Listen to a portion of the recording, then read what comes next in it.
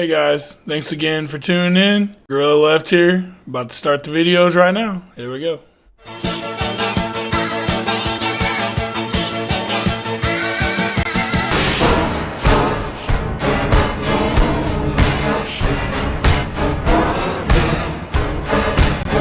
Yo, somebody need to clean that stuff up. That is enough, son. That is way too much mess all over them coffins. Hell no. Don't blink.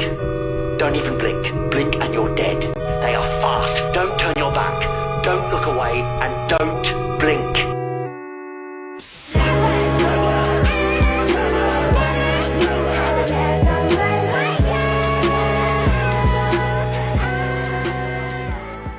Hell no, I'm about to hit that motherfucker with the fucking boop. You know what I'm saying? Just get rid of that issue real quick.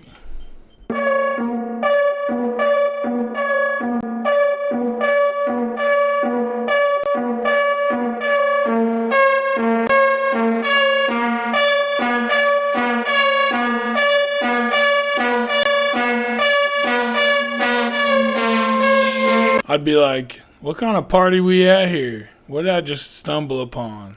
Is this kind of looks like a church in a way. What kind of church is that?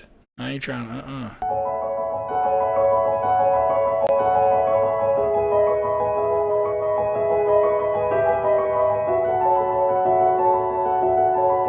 Yo, please tell me that's some kind of animatronics or something, cause we don't need no werewolf babies popping up.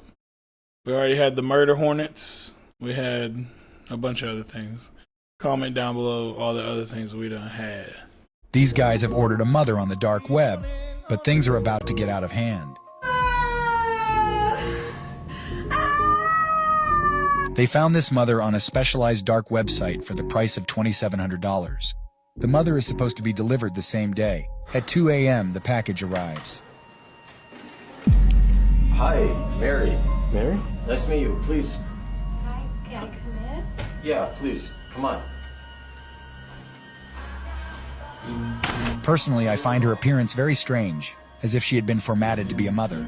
It said in the ad that she already had children, and when we asked her where are they, It said that you're a mom already, right? So where are your kids now? Are they older?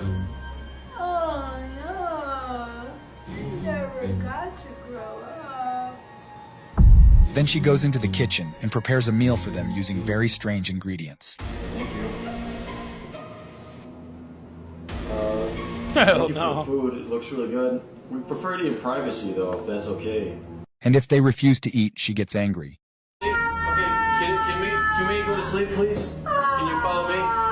Or actually, you first. Come on. Then they threw her out, but 1 hour later, they noticed something strange on the security cameras. So this is from the security camera in the kitchen. Where's she taking that pot? Just look.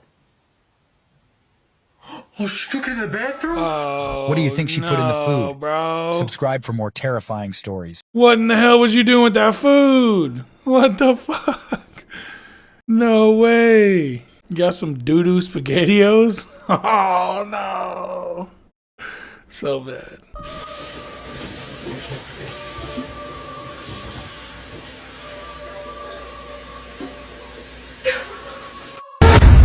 What are you doing? What the fuck?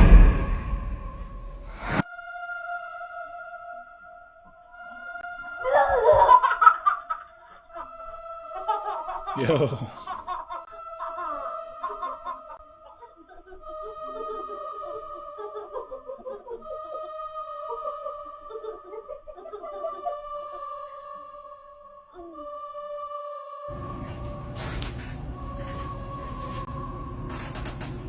Elise!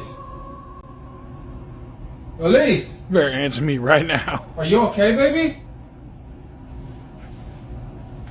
Elise! Man, you better stop playing.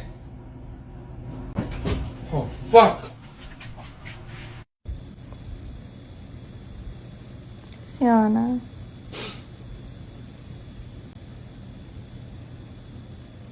Sienna. Oh my god, I'm so glad my kids do not act that way. I'd be elbow dropping little kids if they was acting like that in my house. I ain't even gonna lie about it. This year, there was I don't know if you've seen it. It's about 4 kids that were found after have been missing for 40 days. No, I haven't. Okay. So this happened on May 1st of this year. It was like 4 kids, a mom, and the 2 pilots that were flying across the Amazon rainforest. You know where that is in South America? Oh my gosh! And the only people that survived was the 4 kids. That's like, dangerous. The Amazon forest is like has like anacondas, spiders, fucking It has jaguars.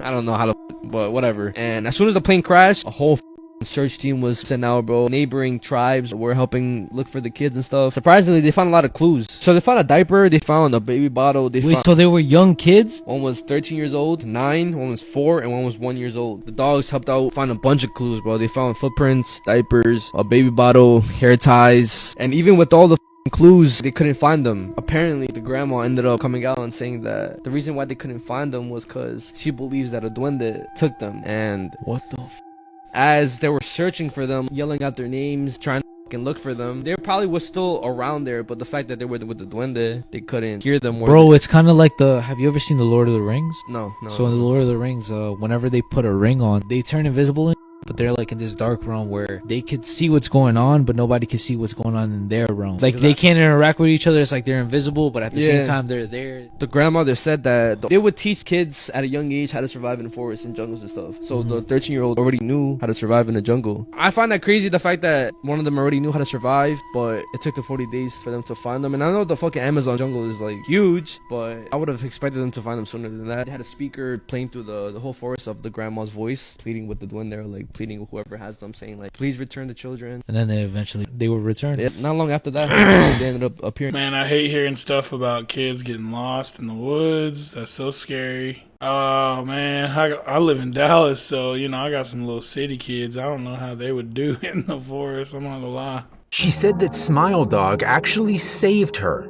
Jen was almost asleep when she heard a strange noise coming from underneath her bed. She was terrified, but she stuck her head underneath the bed anyway and saw a tall man staring back at her. The man grabbed the little girl and was about to pull her underneath the bed when the window burst open and a dog began to growl in the darkness. Jen recognized the dog as Smile Dog and watched as he grabbed the man and pulled him outside of her window. Jen told her parents what happened, but they said she made the whole thing up, telling her that there was no man underneath her bed and that Smile Dog... Yeah, I think homegirl might have been enjoying a few mushroom type of activities, maybe some little edible type of activities. I mean, but you never know though. You're gonna see a man under your bed get torn out by a smiling dog. It's kind of sus, but stranger things, I guess, right? Holy shit, Dalton. Are you seeing that? Dalton. Bro. Dalton, are you seeing this? Yeah, bro. Bro, my heart just sank, dude. Dalton, did you just see that? Dude, I got all of that on video. It's shooting that light out. Dalton, did you see that, bro? It's shooting light. Unfortunately, this is not a UFO, but it does look fucking crazy. It's one of those pictures. One of the pictures where you don't see it at first, right? This photo comes out of Wisconsin State University. It's from 2012 and it was taken by Aaron Silva. What looks like just an abandoned hallway, if you look very close to the back left, you'll see it. The outline of a person who had been watching him from around the corner. For context, this was a very common tradition at this school. A lot of people would dare each other to go inside the abandoned infirmary that was just off campus. You go inside using just a flashlight and whoever stays in the longest eventually wins. But Aaron was never going to make it out. After more than an hour had passed, his friends eventually became concerned and they go in looking for him, where they found him and described him as cut from the mouth down to the center of his chest. This was a hugely disturbing case for police, but they eventually do retrieve his phone and they zero in on this picture, a picture which they believe shows who might have done this to Aaron. And if you increase the brightness, you can see the outline even better. Holy shit. You just went into an abandoned school and then boom, you just don't ever get to come out, I guess. Man, that's insane. And that's pretty gruesome what happened to him too. So one time someone did dive headfirst into boiling water at Yellowstone after a dog. In 1981, David Kirwan was at Yellowstone with a friend when his friend's dog got away and jumped into a 200-degree hot spring. People around were screaming at David to not go in after the dog, but he didn't even give it a second thought. He just dove straight in. Some people completely dissolve when they do this because the pools tend to be very acidic, which I talk about in this week's episode, but that didn't happen here. So David was able to swim out far enough to get the dog, but he realized it was way too hot, so he had to leave the dog and turned around to come back. Ugh. His friend was able to pull him out, but at this point David was completely blind from the boiling water getting into his eyes. A stranger had also run over to help, and he tried to take David's shoe off of his foot, but David's skin had completely melted and started coming off with the shoe. And on top of all of this tragedy, Moosey, the dog, unfortunately didn't make it out of the hot spring. She was completely lost. And David also succumbed to the burns the next day. You'd assume at this point people know the dangers of the hot springs, but people go into them way more often than you'd think. If you have a dark curiosity about this kind of stuff, you might be interested in the episode I just did. Listen guys, please do not jump into boiling water. That's it. That's all I gotta say. That's all. That's the whole video. Sorry. I'll see y'all later. So I'm obsessed.